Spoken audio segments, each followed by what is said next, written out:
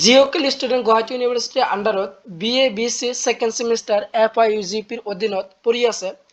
তেওঁলোকৰ ছাবজেক্ট যিটো MDC democracy and people rights যিটো বিষয় আছে এইখন বিষয়ত তোমালোকৰ chapter 2 common question and answer আলোচনা কৰিম ফাইনেল এক্সামিনেশ্যন 2026ৰ কাৰণে আৰু ইতিমধ্যে তোমালোকৰ এইখন সাবজেক্টৰ MDC প্ৰথম চেপ্টাৰৰ কমন কোৱেশ্চন আনসাৰ আলোচনা কৰিছে এটা ভিডিঅ'ত সেই ভিডিঅ'টো যদি কোনো ছাত্ৰ ছাত্ৰী চাব বিচাৰিছে তেনেহ'লে এই ভিডিঅ' ডেসক্ৰিপচন লিংকটো দিয়া আছে অথবা কমেন্ট পিনত লিংক দিয়া আছে তাৰ পৰা চাই ল'বা আৰু এই সাবজেক্টৰ তোমালোকৰ সিলেবাসটো তোমালোকৰ দিয়া থাকিব ডেসক্ৰিপচনত সেইটো চাই ল'বা আজি চাই লোৱা তোমালোকৰ চেপ্টাৰ 2 তোমালোকৰ কমন কোৱেশ্চন আনসাৰ 2026 বছৰৰ ফাইনেল এক্সামৰ কাৰণে তো আহা এক নম্বৰীয়া প্ৰশ্ন উত্তৰ তোমালোকৰ 10টা দিয়া আছে তাৰপিছত তোমালোকৰ 10 নম্বৰী প্ৰশ্ন 2 নম্বৰী প্ৰশ্ন আছে 10টা 5 নম্বৰী প্ৰশ্ন আছে তোমালোকৰ 8টা আৰু তোমালোকৰ 10 নম্বৰী প্ৰশ্ন 5টা যেহেতু তোমালোকৰ 1 2 আৰু তোমালোকৰ 5 আৰু 10 তো এইবিলাক প্ৰশ্ন থাকিব তো এক নম্বৰৰ কাৰণে শিকিবা যে এক নম্বৰ প্ৰশ্ন 29 প্ৰশ্ন উত্তৰ 10টা এক নম্বৰটো মোস্ট ইম্পৰ্টেন্ট আছে যে সংবিধান কি ভেৰি ইম্পৰ্টেন্ট হয় তো সংবিধান কাক বলে উত্তৰটো তোমালোকে লিখিবা সংবিধান হল এখন দেশ পৰিচালনা কৰা মৌলিক আইন আৰু নীতি নিয়মৰ সমষ্টি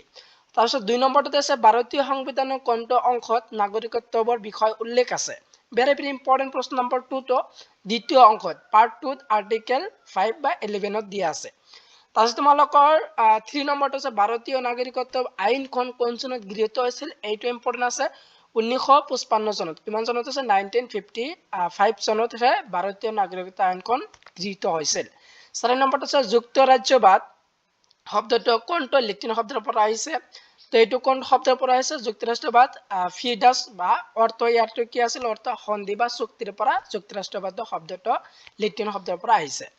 তাৰপিছত তোমালোকৰ 5 নম্বৰটো পৃথিৱীৰ আটাইতকৈ পুৰণি যুক্তৰাষ্ট্ৰ কোনখন আমেৰিকা যুক্তৰাষ্ট্ৰ ইউনাইটেড ষ্টেট অফ আমেৰিকা তাৰপিছত তোমালোকৰ 6 নম্বৰটো দিছে ভাৰতীয় সংবিধানৰ একক নে দ্বি নাগৰিকত্ব ব্যৱস্থা আছে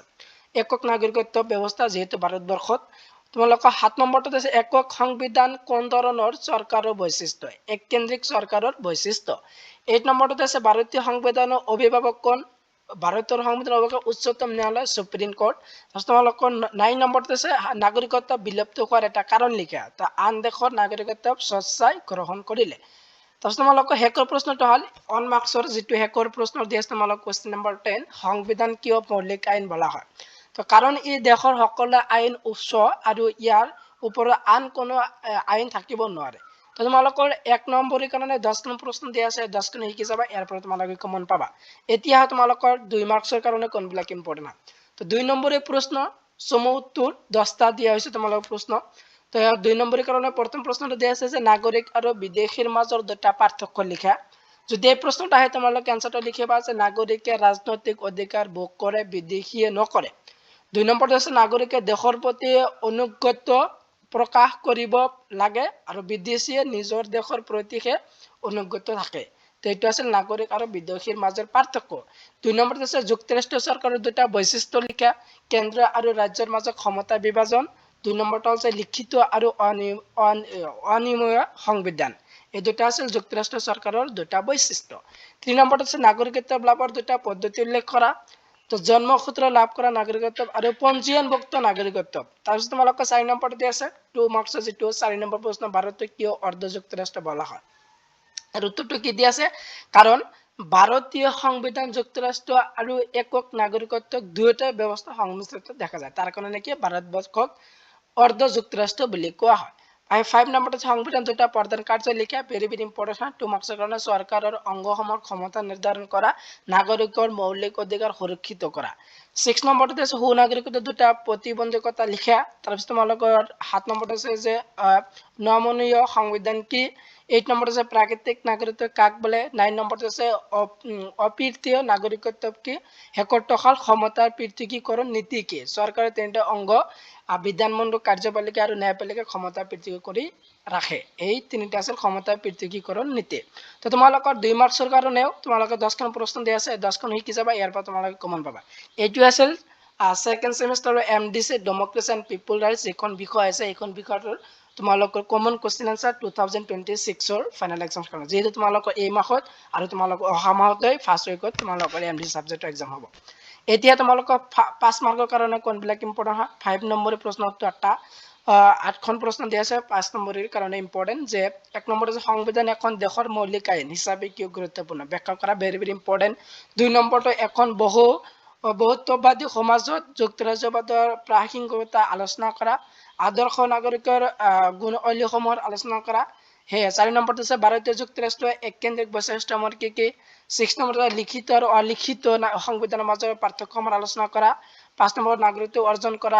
অৰ্জন আৰু বিলুপ্তিৰ পদ্ধতিসমূহ কৈ লিখা 7 নম্বৰটো আছে গণতন্ত্ৰৰ বিৰোধ বা মতানৈক্য প্ৰয়োজন কি এইটো যেহেতু ভেৰি ভেৰি ইম্পৰ্টেন্ট আছে এইবাৰ তো 2024 ফাইনেল এক্সামত এই প্ৰশ্ন আহি গৈছে তো তোমালোকৰ কাৰণে কিবা এইটো ইম্পৰ্টেন্ট আছে এইবাৰ ৰেকৰ্ড হল যে সংবিধান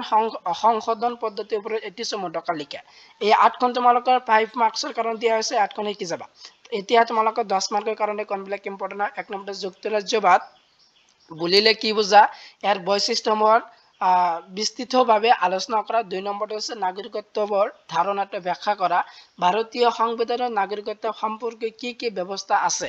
তাৰপিছত তোমালোকৰ 3 নম্বৰটো আছে ভাৰতীয় যুক্তৰাষ্ট্ৰীয় ব্যৱস্থাৰ প্ৰকৃতি আলোচনা কৰা ইয়াক কিয় অন্যান্য বুলি কোৱা হয় তাৰপিছত তোমালোকৰ 4 নম্বৰটো আছে সংবিধানৰ শ্ৰেণী বিভাজন কৰা এখন উত্তম সংবিধানৰ গুণসমূহৰ বৰ্ণনা কৰা আৰু তোমালোকৰ 5 নম্বৰটো আছে নাগৰিক আৰু নাগৰিকত্বৰ মাজৰ সম্পৰ্ক কি বিশ্বায়নৰ যুগত নাগৰিকত্বৰ ধাৰণাটো কিদৰে সলনি হৈছে তো তোমালোকৰ 10 মাৰ্কৰ কাৰণে যিবিলাক প্ৰশ্ন দিয়া হৈছে 5খন তো এই 5টা ইম্পৰ্টেন্ট আছে ইয়াৰ এনসাৰটো তোমালোকে চাই যাবা তোমালোকৰ কিতাপৰ পৰা তোমালোকে নহলে মডেলৰ পৰা তোমালোকে এনসাৰটো বাহিৰ কৰি যাবা তাৰপিছত তোমালোকৰ 5 মাৰ্কছৰ কাৰণে তোমালোকে এনসাৰটো দিয়া নাই তো এনসাৰটো দিলে যেহেতু ভিডিঅ'টো বেছি দীঘলীয়া হ'ব তাৰ কাৰণে তোমালোকৰ অনলি ইম্পৰ্টেন্ট কোৱেশ্চন কেইটা দি দিছো যে তাত তোমালোকৰ এনসাৰটো তোমালোকে উলাই লৈ পঢ়ি যাবা তাৰপিছত তোমালোকৰ 2 মাৰ্কছৰ কাৰণে 10খন দিয়া হৈছে তো 10খন ইম্পৰ্টেন্ট আছে তাৰপিছত তোমালোকৰ 1 মাৰ্কছৰ কাৰণে তোমালোক 10খন দিয়া আছে 10খনো ইম্পৰ্টেন্ট তো আজি যেবিলাক তোমালোকৰ আগত কোৱেশ্চন আনসাৰ আৰ ডিসকাস কৰিলো এমডিসি যেটো ডেমোক্ৰেসি এন্ড পিপল ৰাইটস তো এইবিলাক ইম্পৰ্টেন্ট হয় যেহেতু তোমালোকৰ এই পেপাৰত তোমালোকৰ টোটাল কিমান 45 মাৰ্কছৰ ফাইনেল এক্সাম দিব লাগিব তো তাৰ ভিতৰত তোমালোকৰ 1 মাৰ্কছৰ প্ৰশ্ন থাকিব 2 মাৰ্কছৰ থাকিব 5 মাৰ্কছৰ থাকিব আৰু 10 মাৰ্কছৰ তো তোমালোকৰ 4টা টাইপৰ কোৱেশ্চন দিয়া হৈছে আৰু তোমালোকৰ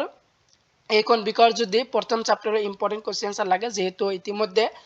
ইম্পৰ্টেন্ট কোৱেশ্চন আনসাৰ এখন ভিডিও আলোচনা কৰা হৈছে তো সেই ভিডিওটো যদি কোনো ছাত্ৰ ছাত্ৰী চাব বিচাৰিছে তেনেহলে এই ভিডিও ডেসক্ৰিপশনত লিংকটো দিয়া থাকিব তাৰ পৰা চাই লবা আৰু যদি কোনো ছাত্ৰ ছাত্ৰী সিলেবাসটো লাগে যেহেতু তোমালোকৰ এই সাবজেক্ট 3টা ইউনিট আছে তো তোমালোকে সিলেবাসটো যদি তোমালোকৰ লাগে তেনেহলে সিলেবাসটো মই ডেসক্ৰিপশনত দি দিম তোমালোকে সিলেবাসটো চাই যাবা তো ভিডিওটো তোমালোকৰ বন্ধু বান্ধৱীৰ লগত বেছি বেছি শেয়াৰ কৰি দিয়া ভিডিওটো ভাল লাগিলে এটা লাইক কৰিবা আৰু তোমালোকৰ নেক্সট ভিডিও